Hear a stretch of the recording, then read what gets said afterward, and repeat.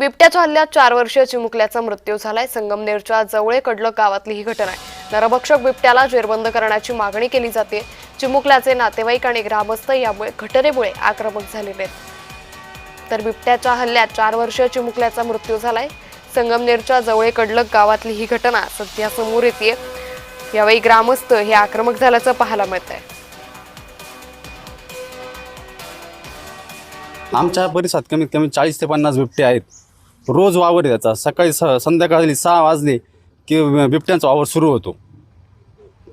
आमची प्रमुख मागणी अशी आहे की त्या बिबट्याला जेरबंद करा आणि त्याला जागेवर ठार करा, अशी आमची एक प्रमुख मागणी आहे। की पहिली दुसरी मागणी अशी आहे, रस्त्याची व्यवस्था नसल्यामुळे गेल्या 10 ते 20 वर्षापासून आमचा रस्ता बंद आहे।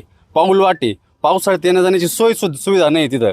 आणि आम्ही आत्तापर्यंत कोविडमध्ये 2020 मध्ये 2 बॉड्या आम्ही जोळीत घालून रोडपर्यंत आणल्या। दुसरं आणि ही दुसरी केस आहे।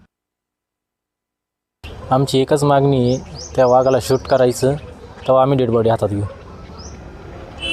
काय प्रसंग घडला होता काल नेमकं? तुम्ही त्यावेळेस घरी होता, काय घडलं होतं नेमकं? घरी म्हणजे उमऱ्यातून पोराला उचलून नेलं वाघाने। प्रशासन वाघासाठी सुरक्षा देतं आहे, मग मुलांना काय करायचं? आम्ही कोंडून ठेवायचं का?